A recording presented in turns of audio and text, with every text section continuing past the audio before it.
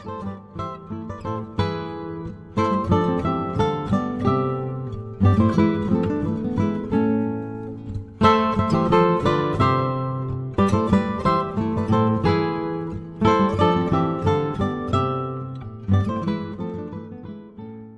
Tudor History and Travel Show is a podcast that brings Tudor history to life by exploring Tudor places and artefacts in the flesh.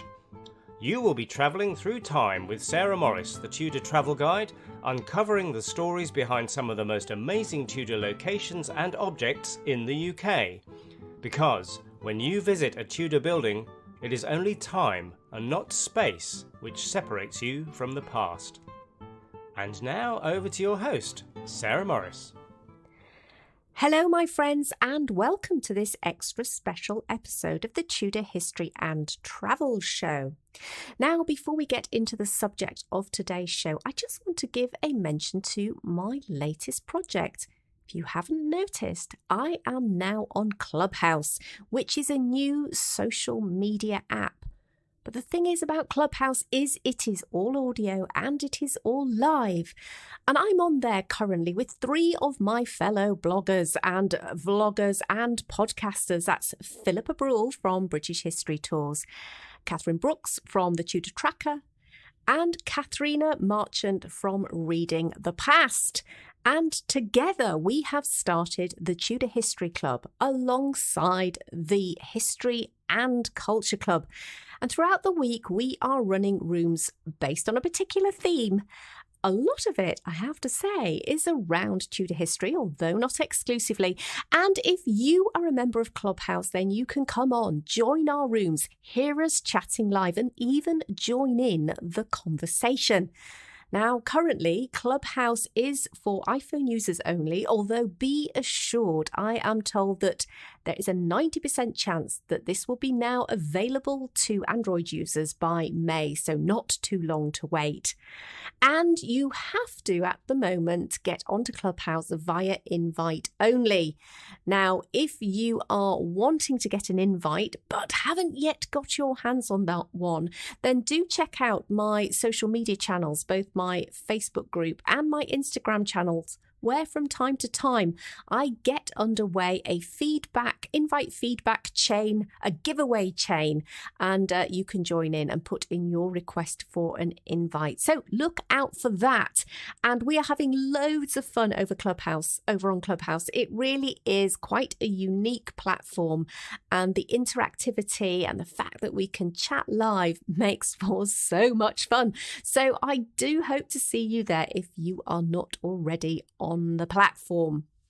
Okay, with that said, I want to turn my attention to today's interview. And I had the pleasure recently of talking to two ladies, and that is Linda Collins and Siobhan Clarke, who have recently written and are about to release a new book called King and Collector, Henry VIII and the Art of Kingship.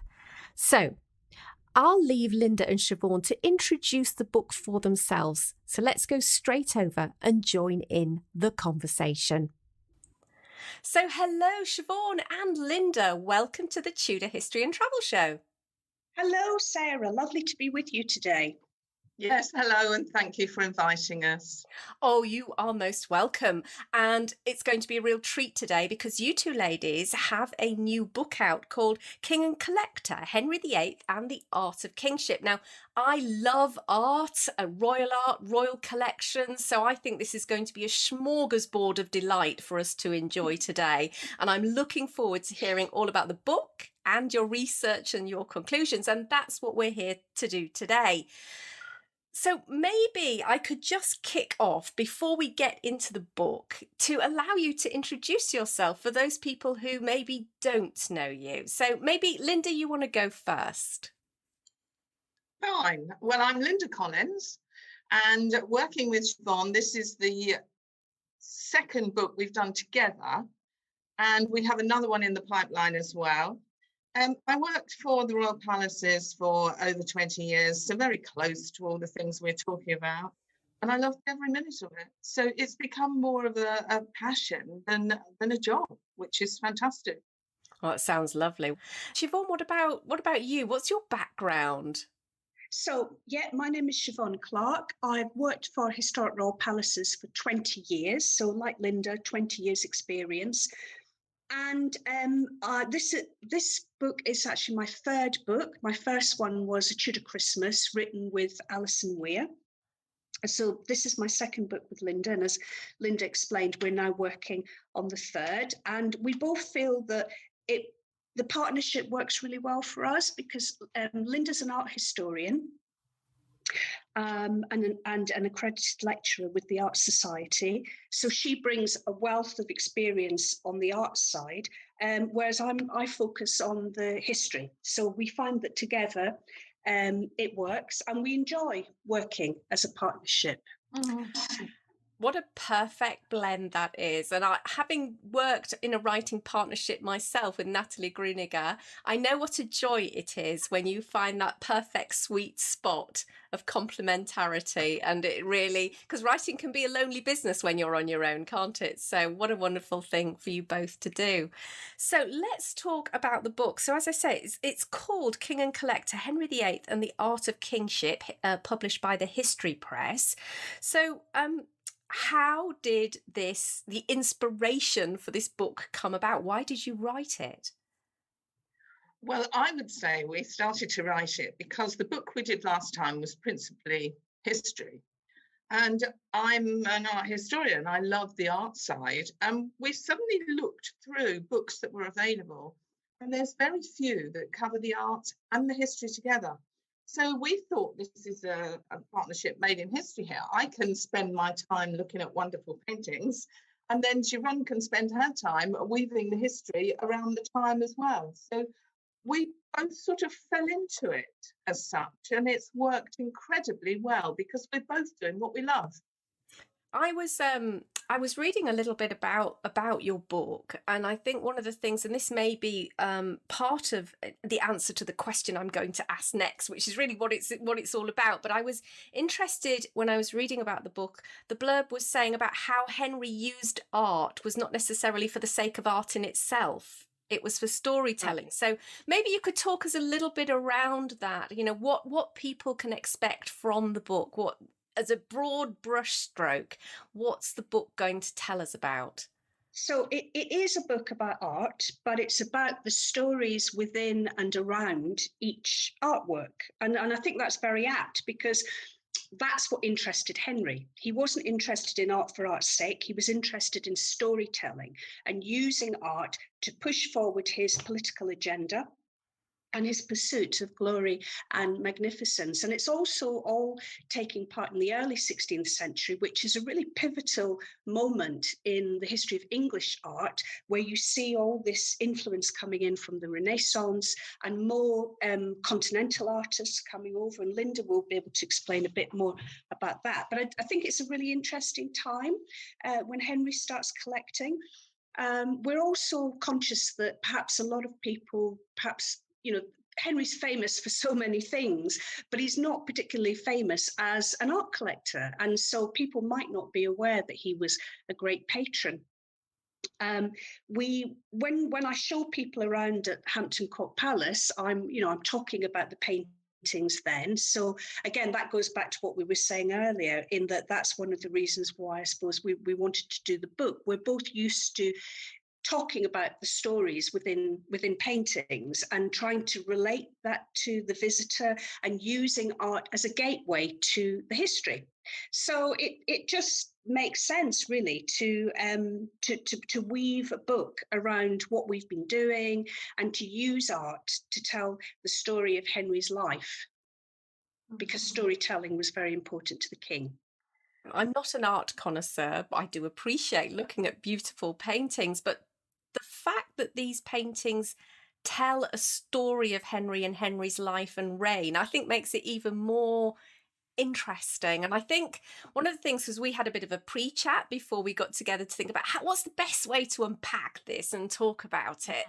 And since we're talking about how Henry used art through his life, I think we thought a really good way to do that would be actually to look at his life from his childhood through to the end of his life and maybe pick up some of the examples that you looked at and you researched to highlight some of the highlights and lowlights of this most interesting of monarchs. So perhaps we could dive in at the beginning and maybe we could explore 3 or 4 different artworks and maybe look at one from his childhood to begin with. Which one would you pull out? Well, I would certainly pull out the bust of a young boy by Guido Manzoni. Been in the Royal Collection since 1498, and it's been described as various people. It's been described as a Chinese boy, a laughing girl, a German dwarf, where I have no idea where that came from, or Henry VIII as a 7-year-old boy. And Guido Manzoni is from Modena, which of course was ruled by the Este family, these wonderful patrons of art. First commission was for them, but his major work is for a church of the Gesù in Ferrara, where he has produced an art that is made from terracotta of life-size figures and painted, coloured. Now, can you imagine going into the church at this time in the 15th century and seeing this group of life-size coloured people looking at you? And that's the main reason why this bust has been attributed to Manzoni, because of his work beforehand. It's a fabulous piece, and the reason I like it is numerous, but the boy is smiling, and that's unusual in art, because artists don't like painting smiling faces. The smile can turn into a grimace so quickly that it's not generally successful. But this boy is smiling. He also has ear holes and nostrils for a reason, because this terracotta was only 5 mil thick, and when it was put into the kiln, it could have easily smudged. It had to be very carefully baked. Well, the mouth and the nostrils and the ear holes are where the steam came out. So a 7-year-old boy literally would have had steam coming from his ears and nose and mouth in order to protect this. So we don't know who it is. There's a few examples, but I will wait for you to carry on with that if you want to know more. Yeah, God, that's 5 mils thick, the actual ceramic. Yes, I know. Can you imagine doing this? And the sad thing is that he doesn't have a great name like Michelangelo, for example, because probably of the terracotta. Terracotta was considered provincial. It was less important than marble or stone, and it easily disintegrated. So even though these works, I think, are fantastic, I don't believe he got the credit as a sculptor that he should have done because of the material he specialised in. Interesting. But it's a charming little piece, isn't it? Sort of really chuckling, a little boy chuckling away. But why do we think it's Henry? How did the artist come over here? What was he doing here? And what's the evidence for it potentially being Henry as a young man? There is no evidence for it being Henry VIII, no evidence at all. But putting information together, Manzoni was working for Charles VIII in France, and he designed a tomb for Henry VII. Now, we don't know, and this is my surmising, but he also sent the plans over to England for this tomb. Now, Torrigiano won the commission, as we know, but maybe that bust came over with the plans for the tomb as an example to get work, to show the style of his work. I started by saying, well, if it's not Henry VIII, who could it be? Because that seemed a logical way to approach it. Well, we know it wouldn't be Arthur, because Arthur was 12 by then. He was also thinner, more finely boned than his younger brother. The children of Charles VIII died early, before 7, so they're out. It could have been someone from the Este family, but then you would think, why would Manzoni give a bust of a child of the Este family to Henry VIII in England? It just doesn't ring true. So I like to think that it is Henry VIII. Yeah, so it definitely was a gift to Henry VII. Do we know that much? No. We don't know that at all. All we know is that it's been in the Royal Collection from 1498. It's not actually mentioned by anybody until much later in the 17th century. So no, it's a mystery. But that is part of its charm, isn't it? Is it Henry VIII? Could it be Henry VIII? And if it's not, who is it? Yeah, and where is that bust now? Where can you go and see it? Can you go and see it, or is it behind locked doors, part of the royal collection? It's not behind locked doors, and I'm sure if you specifically wanted to see it for a very good reason, you may well be able to see it. But it comes out for exhibitions. I mean, you can imagine, as we said, 5 mil thick. That's pretty thin. It's pretty delicate. It has had work on it. There's been paint to remove from it in 1985. So it is in as good a condition as it could possibly be, but it's not always on show. And it would not be on show in the same place, anyway, the same palace. But for exhibitions, I would suggest keep an eye out. Yes. When was the last time it was on public display? Gosh, that's a good question, because I saw it on public display and I can't for the life of me think when it was. I have a feeling it was in the early 90s, but I haven't seen it since, although it may well have been in an exhibition that I don't know about. Well, that's something, as you say, to keep an eye open for, because it sounds like if it was in the 90s, it's due for another outing anytime soon. Absolutely. Most definitely. And if it is Henry, it fits in with the image that we have of Henry as a child. You know, that very famous description from Elton Palace when Henry was 9 years old, and Thomas More and Erasmus go to the royal nursery and visit the children, and you get this impression of this very confident, actually quite cheeky little child who later sends a note to Erasmus asking for something from his pen, and puts the great humanist in a slightly embarrassing position. So it would be wonderful if it actually is Henry, and it fits with our image of him. It does.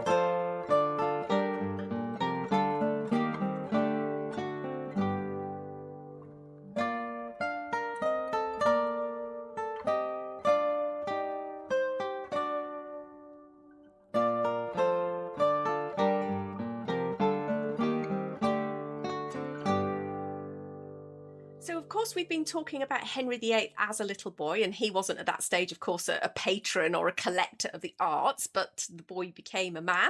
And we want to fast forward along his timeline to go to the point where Henry is now a reigning monarch. But where are we stopping now in his timeline, and which piece of art are we going to explore? All right. So first of all, let's just make the point that Henry becomes king. He's interested in art right from the beginning.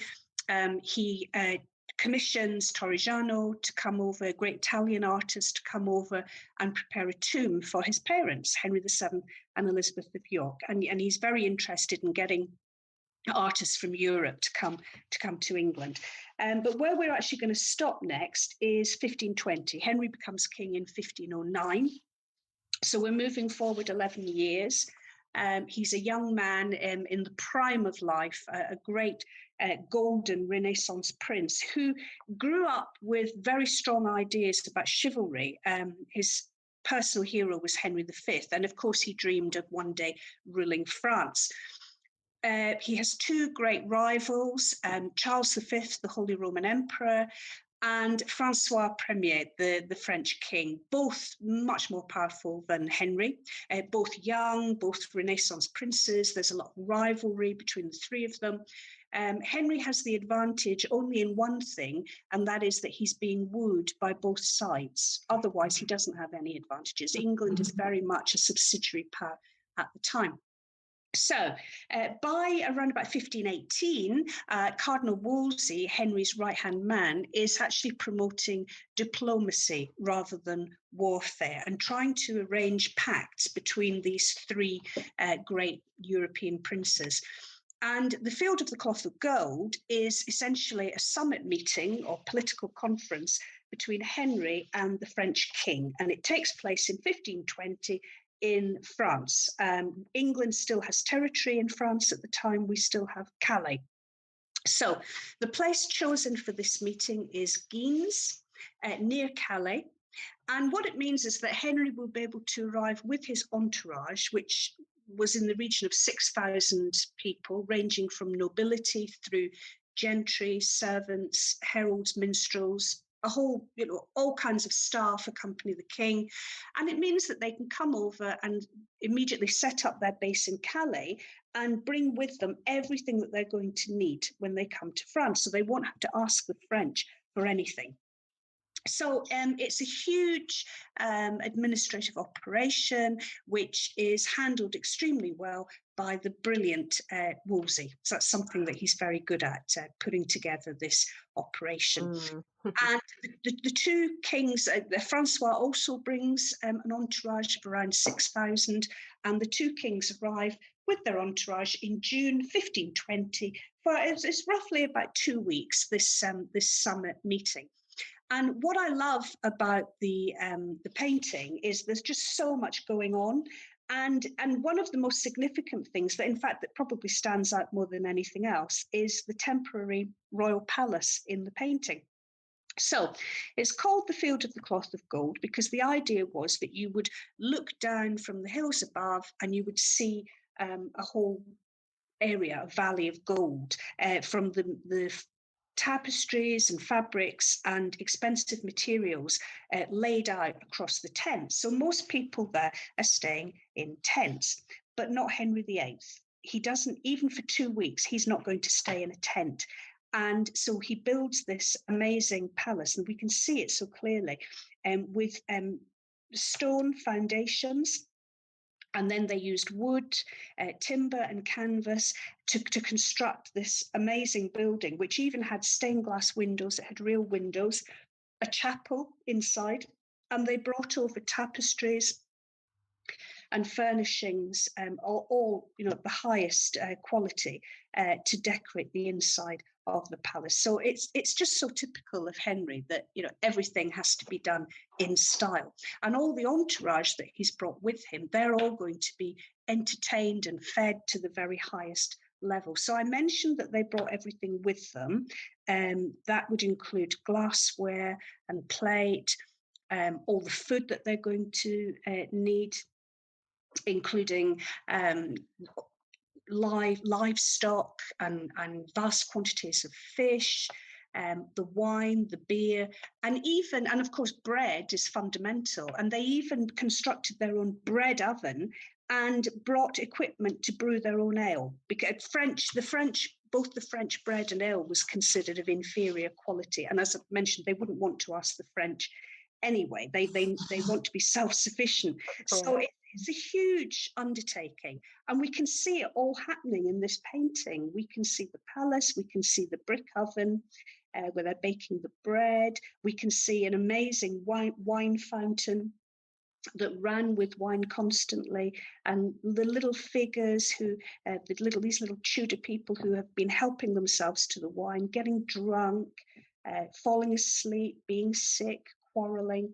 It's fascinating. And then at the top right of the painting, we can see the tilt yard where the jousting takes place. We've got Henry and Francois at top centre, either embracing or quite possibly wrestling, because they did have a wrestling match at the time. So this painting is just full of little stories.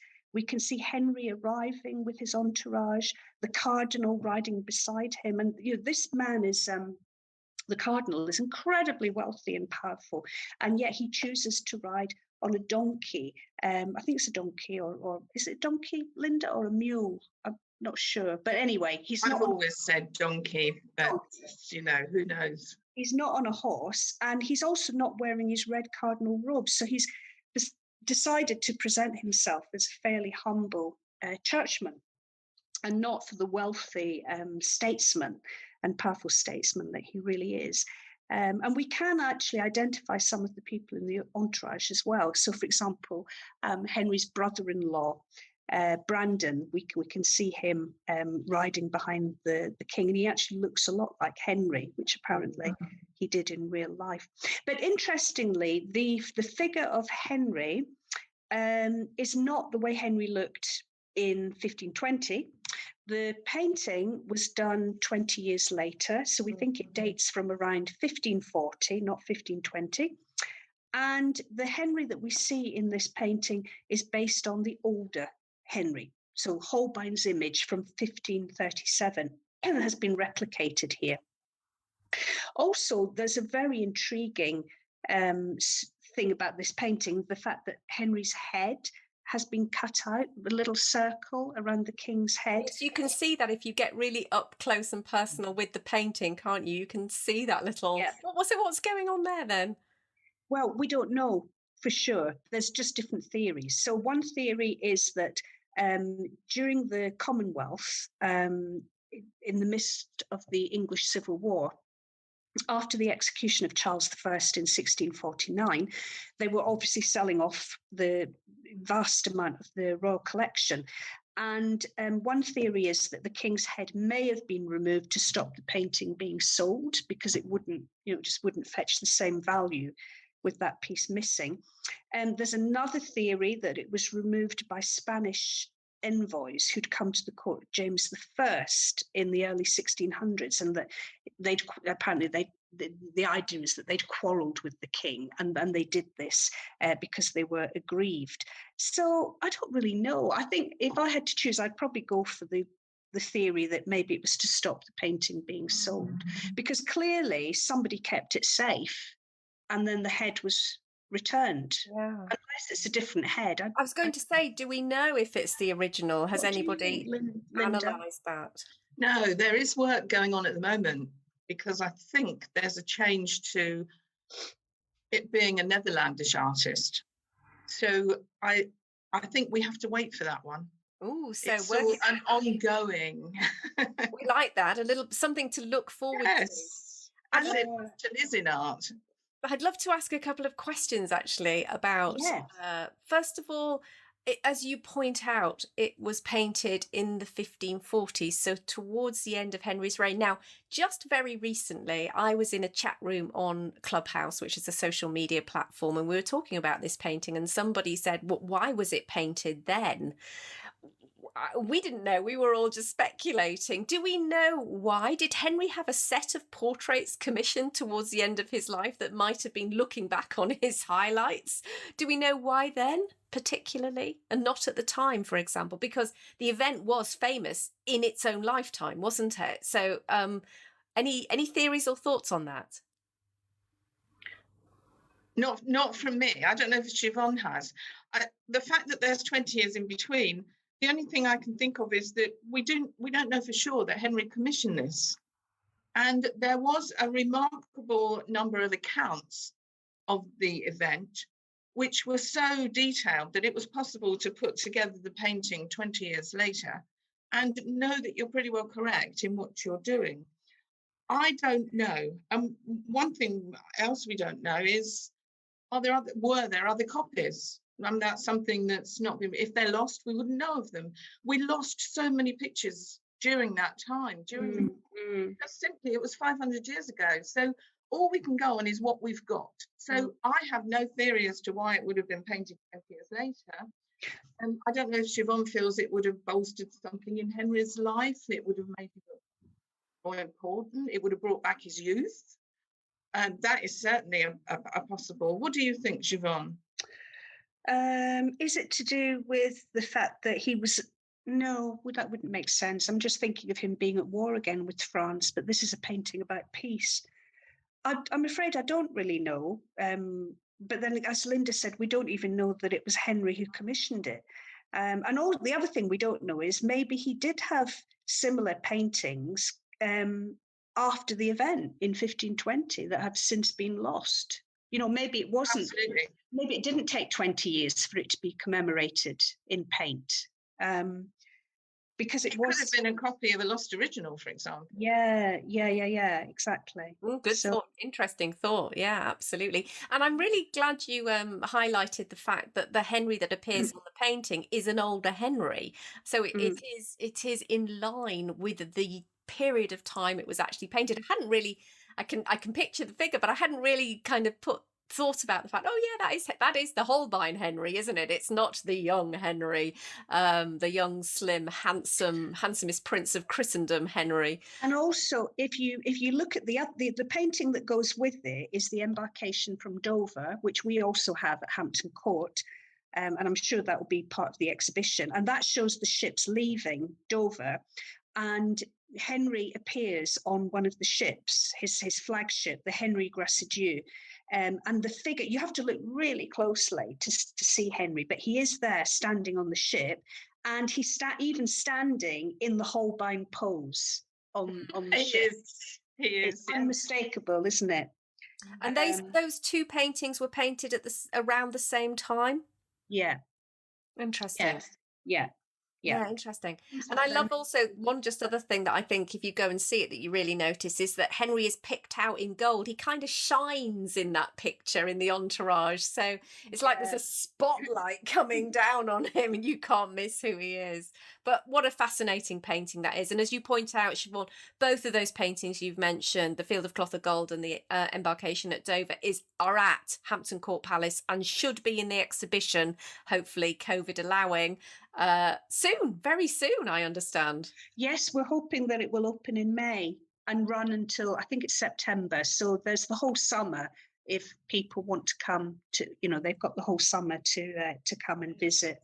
Great. And finally, Linda mentioned about the little boy with smoke coming out of his nose and ears. One of the fun things about this painting, just to finish off, is the creature that we can see flying through the sky, which a lot of people think is a dragon, for the Welsh dragon of the Tudors, but it could also be a salamander for the French, or maybe a hybrid of both. And it was pulled along by a carriage so that it seemed like it was flying through the air. It's actually a kite of this mythical beast being pulled along. And they had fireworks lit inside it to make its eyes glow and in order for smoke to hiss from its mouth. So it must have been quite an event. And that was done right at the end of the Field of the Cloth of Gold. And then the final thing was that Wolsey said a mass. The meeting closed with a mass. Wolsey proclaimed a general indulgence, thereby forgiving everyone their sins.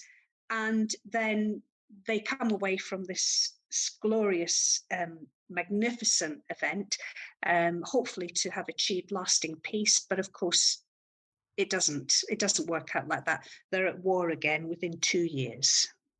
And it does make me laugh when you say Wolsey absolving everybody for their sins. And after the riotous party that's shown by that wine fountain, it was probably much needed. So that's wonderful. Thanks so much, Siobhan, for bringing that painting to life.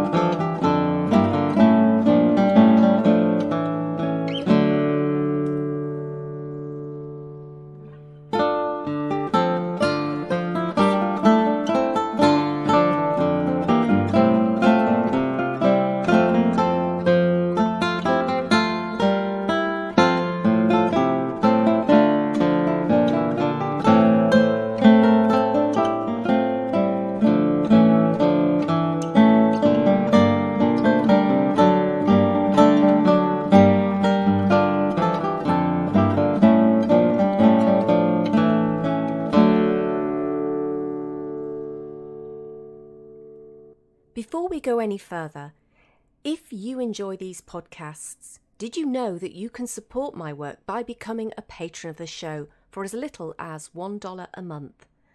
A link to find out more about this programme and the different levels of sponsorship available is included in the description associated with this podcast. And while I can't thank you in person, here's a big mwah to say a massive thank you from me. So now it's back to the show. So let's move forward in Henry's life. He's now a mature, well-established king. And where are we going next in terms of the art that we're going to explore? Well, I think one of my favourites are the tapestries. And these were commissioned around 1540, 99.9% for Henry VIII, but without documents, of course. I'm a very sceptical art historian. But the time would fill in well for 1540. So these tapestries were made telling the story of Abraham, because Henry is broken from the throne. He sees himself as a new Abraham, a new prophet. And when Abraham was commanded by God to take his son Isaac to the land of Moriah and sacrifice him, this is the scene in one of the tapestries. Why do I like it? Well, example of wealth, certainly, because in Henry's time, a rich individual would probably have around 50 tapestries in his collection. The richest, maybe 100. Cardinal Wolsey, 600. And when Henry VIII died, 2,450 tapestries in his collection.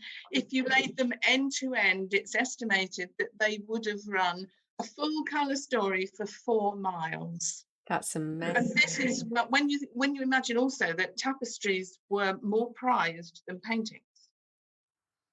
And the other reason I like them is they took a long time to weave, and the actual tapestries, these tapestries, possibly around 18 months, maybe a little bit less. An experienced weaver would weave 1 square metre of coarse woolen fabric in a month, or half a square metre of fine tapestry containing silk in a month. So these are going to take, as I say, about 18 months. But then you have to think, we've got to get the wool, we've got to get the silk, we've got to set up the looms, we've got to roll them, package them and deliver them, again, which takes time. And the thing I like is that you needed patience. And you think they were ordered by Henry in around 1540, possibly to make sure that his son, born in 1537, survived infancy, because he would use this as, he believed he was the prophet leading the English people in the same way as Abraham. He needed the son to complete the story. So probably not commissioned until then to make sure the baby survived.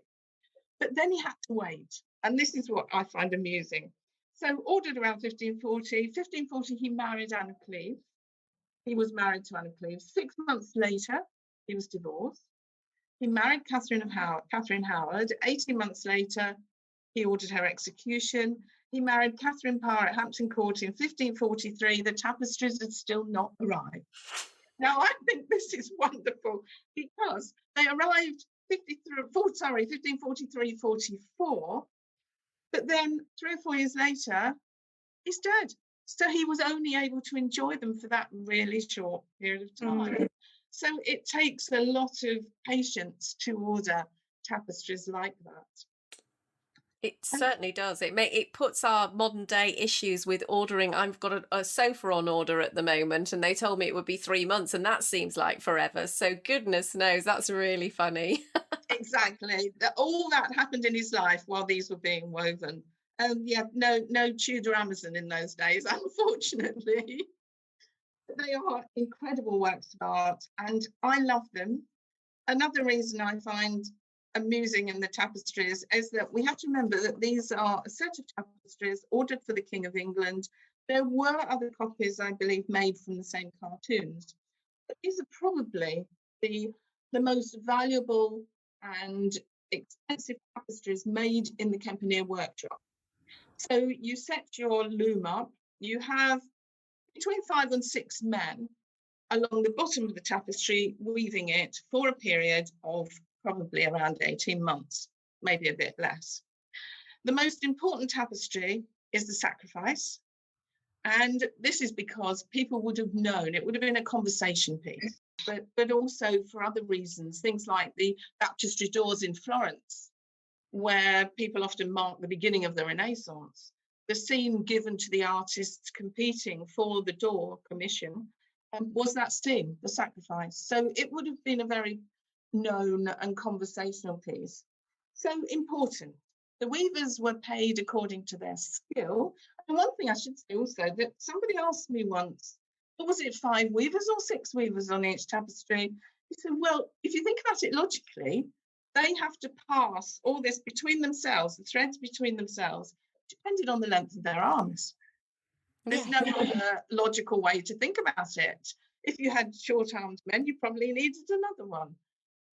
But if you look at the top of that sacrifice tapestry, there is a cartouche, and it's written in Latin, the story of the tapestry itself. But on the bottom line of that is a mistake, an error. It's not woven into the tapestry. it's painted on a piece of cloth, it looks like, and it's painted on. So somebody at some time, what other solution is there? But they made a mistake. Gosh, this poor man possibly never worked again. The most important set of tapestries for Henry VIII is weaving the most important tapestry of the set. And there we find this error, which I just find, again, it's so human. I love it. And those tapestries are hanging at Hampton Court today. They are. They so are. You can go and see that mistake. Where can you go and spot it? Just for those people who like something, a little bit of a Tudor challenge, where would they go to see that? Well, go into the Great Hall, take some binoculars with you because it's at the top of the tapestry and they are 26 foot by 16. So you'll need to look up. You'll see a figure of a lion with its paws over the top of the cartouche. And under that is the writing. So, I mean, I must say that we don't know this was a mistake. So anyone with any knowledge about it, I'd love to hear from them as to what else it could have been. But it certainly looks that way. Yeah, that's so funny. But we don't know what the mistake was. We just know it's been kind of painted over. So there is the assumption that there was a mistake beneath it. Is that right? Yes, that is my interpretation of it. It's the only solution I can think of as to why that would happen. But it's because it's human, isn't it? This is what we love in art. We love the fact that I had a wonderful history teacher at school who always said, always remember, in any historical situation, these are people like us. And this is so true. Yes, we do make mistakes. We did say the doorbell might ring or this might happen. And it happened in Henry VIII's time. And it's those little examples that I really love, the humanity of it all. And have those tapestries hung at Hampton Court since they have been commissioned? Is there that sense of continuity, or do we know if they were taken around, moved around? Because obviously the royal household moved, so I guess they must have moved. Yes, we did. They would have moved because they were so easy to roll and you could carry them quite easily.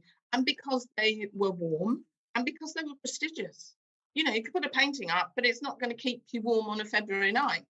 So tapestries would have travelled around, yes. But we've got examples. We know that the Abrahams were hanging in Westminster Abbey for the coronation of Elizabeth I. Exactly. And they hung again in Westminster Abbey for James II in, 100 years later. So they were certainly prestigious, that they wanted to have them at coronations. But I think that they were probably only moved for really, really special occasions like that. As far as we know, Hampton Court has always been their home. Yes. And they're heavy as well. They're not easy to take around. Right. Easier than paintings, maybe. But I've always been told that 1 square metre of tapestry, because of the gold and silver in it, and the wool and silk that they're made of, weighs 10 kilos. So these are 26 foot by 15. I did have a wonderful maths teacher who I was taking around once, who came up with the figure of around a ton. So I don't know if that's right or not, because maths is my weak subject. But they're certainly heavy. Yeah, 10 kilos square metre. Yeah, but clearly they were the most prized to have ended up, to be chosen to go into Westminster Abbey for 2 coronations. They were the best set. Absolutely. Lovely.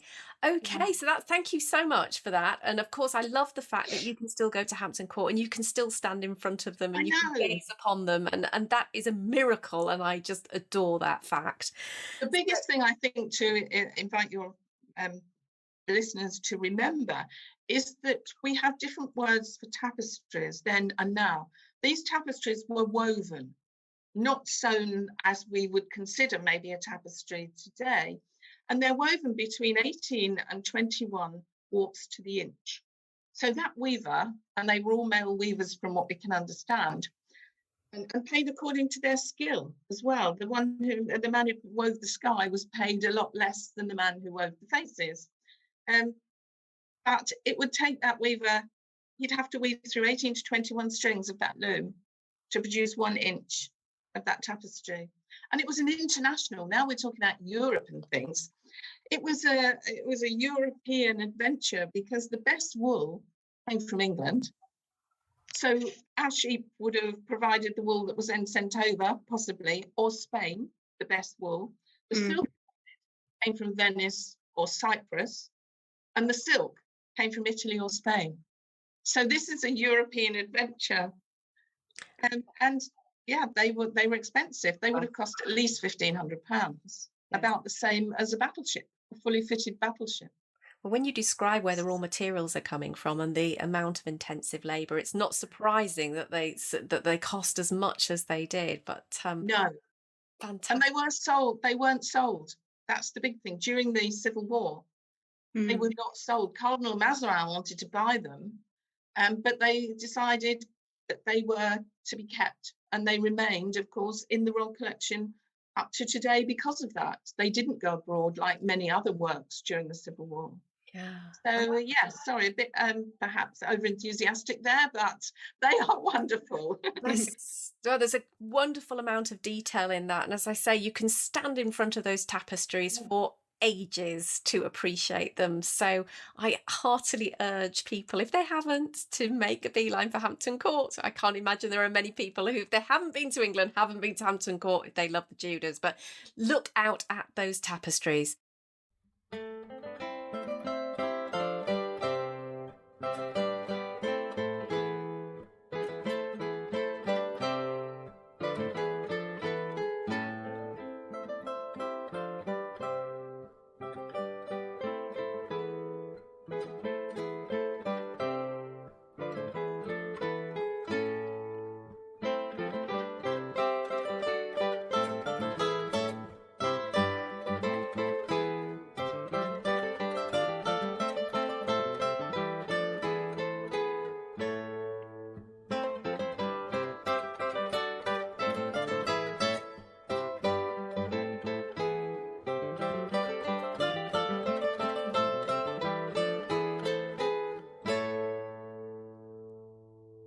Okay, so let's go to our final kind of phase in Henry's life. This is Henry, the aging king. And what are you going to tell us about, Siobhan, with regards to that period of his life? So we're moving on quite swiftly now to 1545, and he's actually only got 2 years to live. And in the later artworks, we start to see insecurities coming through, which very evident in the Whitehall mural, and also to some extent in the painting I'm going to talk about. And this is the family painting, the family of Henry VIII. Probably actually the most important painting at Hampton Court Palace, because we know that this was commissioned by Henry. We know that he would have stood in front of it and looked at this painting. The king had green and white curtains covering the painting. That's very usual. And then he would just pull on a cord and the curtains would open and revealing the painting when he wanted to look at it. And what it's showing us is the dynasty. It's showing us Henry's family. And it is in some ways revealing an insecurity, because Henry actually wasn't that successful in producing heirs, less successful than his father, Henry VII, to such an extent that he's now by 1545, when the painting is commissioned, he's even put his 2 illegitimate daughters back into the succession. So the third act of succession was passed in 1543, and it gives Henry the right, Parliament give Henry the right to name his successors. So obviously it's going to be Edward, his son, his legitimate son with Jane Seymour, but he's decided to put his daughters back into the line, even though they're both illegitimate. So Mary, his daughter by Catherine of Aragon, and Elizabeth, his daughter by Anne Boleyn. And that's what this painting is telling us. It's set out like a triptych in 3 sections. So in a triptych, you would normally have the Holy Family in the center of the painting, and then to the left and to the right, to the wings, you might see saints and angels. And that's how this is set out. In the center, we have Henry seated with Jane Seymour, the mother of his son, and also the mother of the Tudor dynasty, and his son Edward standing beside his father. So we've got this Holy Family in the very center. And then the 2 girls, the illegitimate daughters, we see them in the wings. The Lady Mary on the left and the Lady Elizabeth on the right. And they're relegated to the wings of the painting with fools or jesters, whom we can see in the background through the archways of this vestibule. And the girls are even separated off by stone pillars, very, very elaborate gilded stone pillars. So it's very clear that they're not as important as the people in the centre. They're outside the sphere of legitimacy. But remarkably, they're back in the line of succession. So it's an incredible painting. It's giving us some insight into Henry's state of mind, his insecurity about the dynasty, his need to try and reinforce the idea of a stable family with plenty of heirs, which of course he didn't really have, just emphasizing the magnificence of this dynasty. It shows us the importance of Jane Seymour, the mother of his only son. Of course, at the time, 1545, of course, he's very much married to Catherine Parr at this time, but no one would think it strange that Jane is shown there seated beside the king, although she'd actually died in October 1537. The little boy, Edward, doesn't really look like Edward. He's plumper, he's obviously padded. It's possible that his skin tone has faded and it may have looked a bit rosier in real life. None of the faces really look like the characters they're intended to convey, but that's not what's important here. It's the symbolism, it's what they represent. The other thing to consider is that Holbein had died in 1543. Now, just think for a moment if Holbein hadn't died. We don't know, he may have died of plague, we're not sure. But if Holbein had lived and completed this work, what amazing thing we'd be looking at. So as it is, we don't know who painted it. Maybe an English artist, not in any way with the same skill as Holbein. And it's thought that the girls were sketched by the artist, but the family definitely did not get together to pose for this. They've all been sketched individually. The setting is a vestibule at Whitehall Palace, so it's giving us a glimpse inside a palace. We've got the colour, the luxury, the textiles, the tiling on the floor, the Tudor roses in the ceiling. It's showing us the magnificence of an interior of a Tudor palace. It's showing us a glimpse of the gardens through the archways. So much detail here, so much information. But it's not showing us what these people actually looked like. Jane is based on a Holbein painting of Jane, a very famous one that now hangs in Vienna. Henry is based on Holbein's famous image. It certainly doesn't look like the king in 1545. We're being shown shapely legs with no sign of bandages or abscesses on his legs. He's slim. We're being shown a slimmed down version of Henry. He would have been massive by this time and could actually hardly walk. So it's not a true representation. Now, coming to the girls, they look quite similar, except that Mary is shown as taller. She was older at the time. She's about 29, and Elizabeth is only 13. So Elizabeth is smaller. And the gowns are very similar. They're wearing rich clothing. Again, this is showing us magnificence. It's important. And then there's a secret in this painting, because if you've got good eyesight and you look really carefully, Elizabeth is wearing something rather intriguing around her neck. And in this, the two figures differ, because Mary is clearly wearing a cross. But Elizabeth, on very close observation, we can see that she's wearing the letter A. Now, Anne Boleyn had an A as well as a B, so she's very famous for the B necklace, but she did also have an A, which was inherited by her daughter. But the key question here is, did Elizabeth wear that A in the sketch? As some historians would say, Tracy Borman thinks that Elizabeth wore it, but that she very boldly, put that necklace on to commemorate her mother. So was she being brave in wearing the necklace? Was Henry okay about it because it identifies her as her mother's daughter? Or did he just not notice?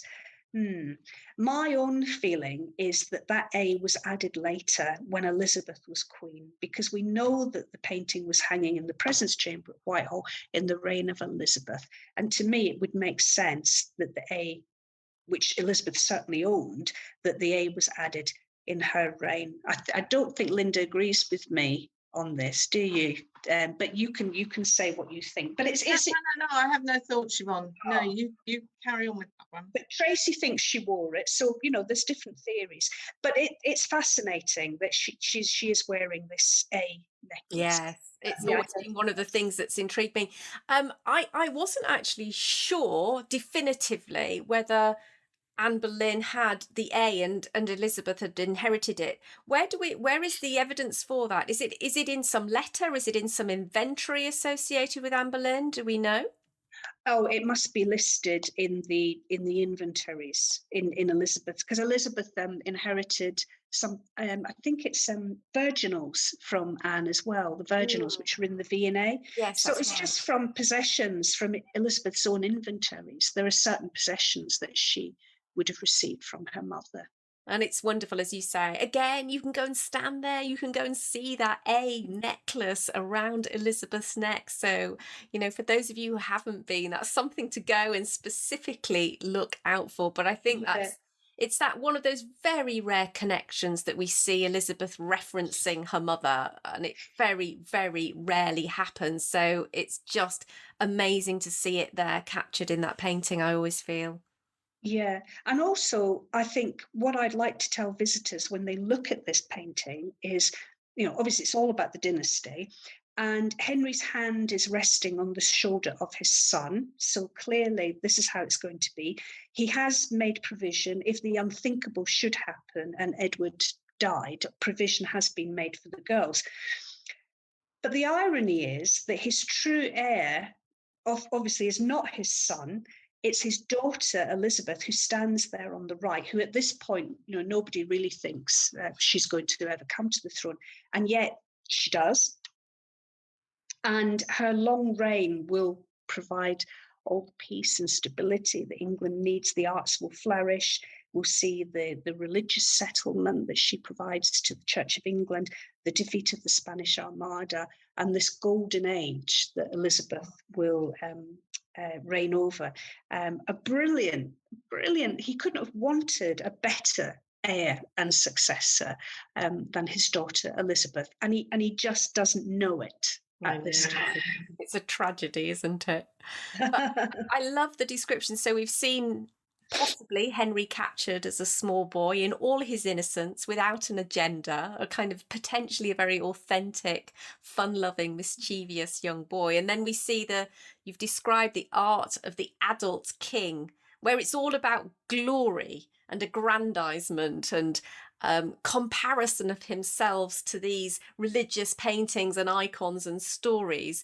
And then finally there, Siobhan, you've talked to us about towards the end of his life, maybe when Henry was becoming more reflective about what happens next, moving from focusing on storytelling about glory to storytelling about stability. So I think that's a lovely narrative that we see through the art. So thank you so much for explaining that to us. Well, thank you for inviting us, because I thoroughly enjoyed it. Thank you very much indeed. You're most welcome. But before we go, you must tell us, is your book out now? Can people buy it now? When was it published, and where do they go to get a copy? Soon, not long now. In April. Is it the 15th, Siobhan, or 16th? Yeah, the 15th. 15th of April. You can buy it, you can pre-order through Amazon. Well, I hope you enjoy it. I hope the readers enjoy it as much as we've enjoyed writing it. Let's put it that way. We've had a lovely time. It's been a real pleasure to write it. And we hope that we will inspire people to come to Hampton Court Palace and see all these wonderful treasures in reality. Oh, I'm sure as soon as we all can, we'll be beating a path We certainly as will. fast as possible. I know I will be, that's for sure. Let me in, let me in. So wonderful. Thank you again for that. It's been an absolute pleasure. Good luck with your book, and I look forward to maybe speaking to you again and following you for your next adventure, which I'm very curious about. Do we get any clues about that, by the way, about the book you're writing, or is it top secret? No, obviously, yes. We're having another good time writing this one on a similar theme, similar format, but Elizabeth I. So the difference being it's mainly portraits. Lovely. And to see the Queen again through different areas of her life. Yes, it's great. I love it. So we might be doing a round 2 in a year or so's time. Yeah. Plenty to talk about with Elizabeth and portraits, I'm sure. No shortage of material there. Well, again, thank you so much, ladies, and I'll look forward to our next conversation. Thank you, thank Sarah. you. It's lovely to see you again. Psst. Before we finish the show, remember you can support my work via my Patreon programme, where various levels of sponsorship are available, starting at just $1 a month. Check out all the details of how to become a patron in the link included with this podcast. Oh, and don't forget, you can be part of my closed Facebook group where fellow time travellers like you hang out with me and each other to share some of our favourite things about visiting the UK. From great Tudor places to visit, to the best way to take your cream tea in an afternoon. From the latest travel news to the traditional Sunday roast. So don't miss out, and you can apply to join by clicking on the link in the description.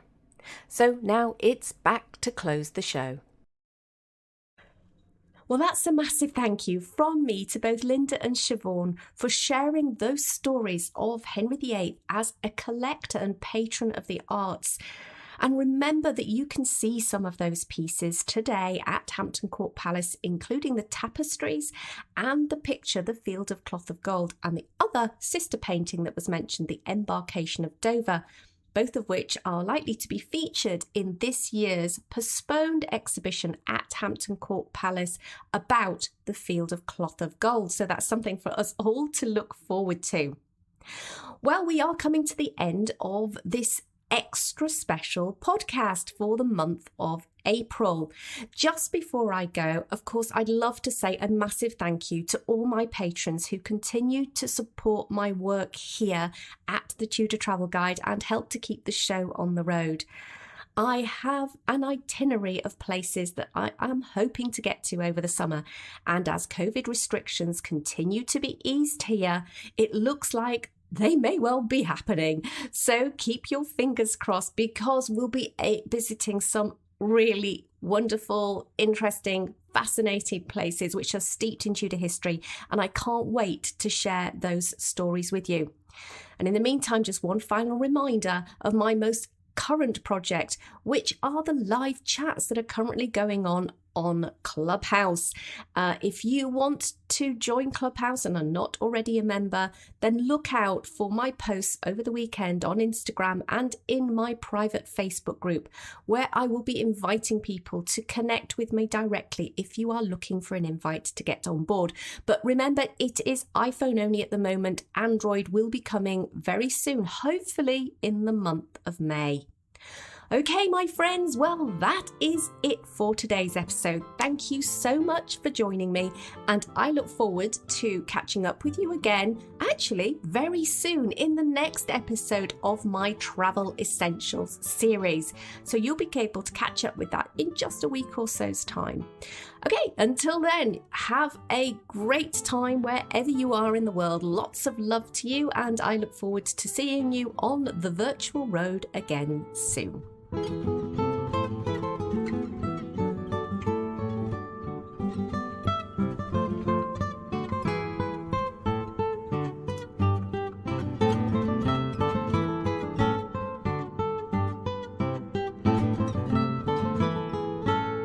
Thank you for tuning in to today's episode of the Tudor History and Travel Show. If you've loved the show, please take a moment to subscribe, like, and rate this podcast so that we can spread the Tudor love. Until next time, my friends, All that remains for me to say is happy time travelling.